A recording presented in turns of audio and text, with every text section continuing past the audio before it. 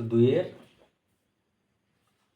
4 নম্বর অঙ্কটা দেখো, এটা দ্বিঘাত সমীকরণই আছে দেখতে পাচ্ছি। তাহলে চিদহর আচার্যের সূত্র আমরা প্রয়োগ করতে পারি। তো আমরা কি করব, এ, এইটা বি, এইটা সি। তাহলে আমরা লিখতে পারি a = 3, b = 2, c = -1 সি এর মান। তাহলে x = দেখো x = আমরা জানি কি চিদহর আচার্যের সূত্র -b +- √b² - 4ac by 2a। তাহলে x =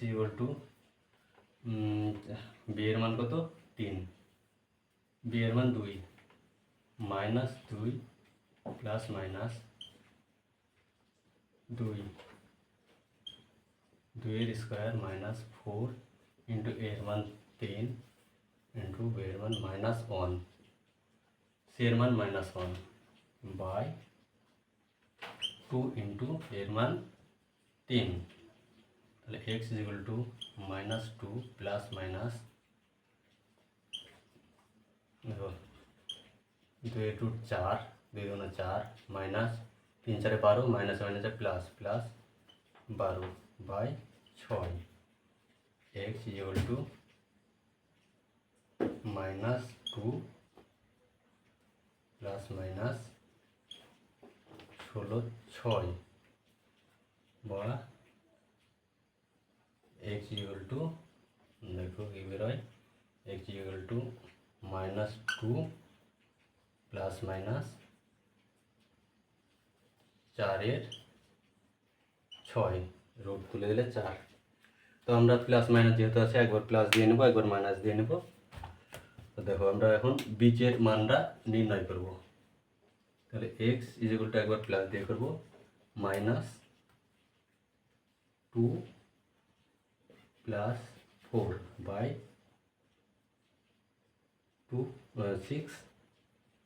বাই 6 আর একবার আমরা কি লিখব, -2, এই যে -2, আর একবার প্লাস দিয়ে করব, যেহেতু প্লাস মাইনাস আছে এখানে, আর একবার মাইনাস দিয়ে করব, -4 বাই 2।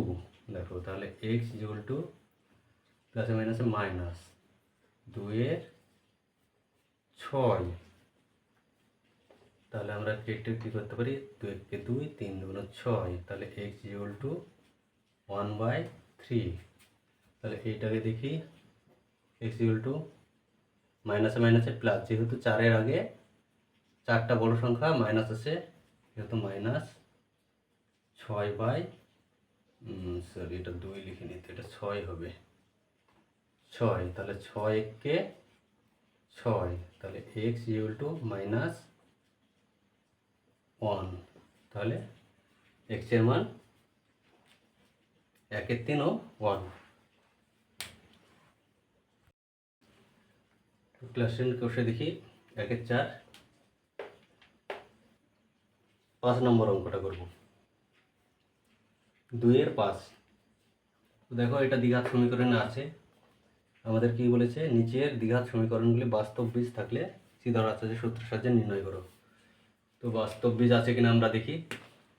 তো আমরা এখানটাতে a x, এটার মান a ধরলাম, এটা b ধরলাম, এইটা c ধরলাম। তাহলে দেখো a এর মান কত আসলো, a = 3, b = 2, c =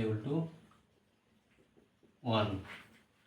তাহলে আমরা চিদহর আচার্যের সূত্র কি জানি, x = -b +- √b² - 4ac by 2a। তাহলে আমরা এবার মানগুলো বসিয়ে দেবো। b এর মান কি, -b এর মান 2, +- যেমন আছে থেকে যাবে, b² এর মান 2, 2 এর whole square -4 × a 3 into c এর মান 1 বাই 2 ইন্টু 3 এর মান 3, তাহলে x equal to minus 2 plus minus 4 2 গুণে 4 মাইনাস 3 4 12 আর 1 12 12 by 6 x equal to minus 2 plus minus, দেখো এখানে কি আসছে 4 বাদ দিলে মাইনাস 8, তাহলে এটা কি দাঁড়ালো মাইনাস 8 বাই 6, তাহলে মাইনাস 8 বাই 6। আমরা কি বলেছিলাম আগের ভিডিওতে, যে যদি নিরূপকের এই জায়গাটাকে কি বলে আমরা নিরূপক, যদি নিরূপকের মান কখনো শূন্যর নিচে হয় তাহলে সেই অঙ্কটা আর করা যাবে না, সেটা অবাস্তব। মানে এইটা 0-র নিচে হলে, মাইনাস যেহেতু 0-র থেকে ছোট, মাইনাস মানেই 0-র থেকে ছোট, 1-এর থেকে ছোট -1, 0-র থেকেও ছোট -1, তাহলে আমরা কি বলেছিলাম যে মাইনাসে গেলে পরে সেটা আর অঙ্ক ওইখানেই স্টপ করতে হবে, এইখানে স্টপ, মানে এইটা আর সম্ভব না। তাহলে বীজের মান কি হবে এখানে আমরা লিখব, অতএব বীজের মান নির্ণীয় বীজ, এটা বাস্তব বীজ নয়। তাহলে এখানে এক্স এর মান আমরা যেহেতু পেলাম না, তার মানে লিখব যে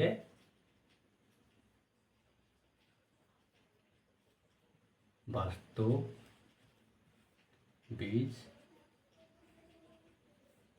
নেই, আমরা কোনো বীজই খুঁজে পেলাম না এর মধ্যে, অতএব বাস্তব বীজ নেই।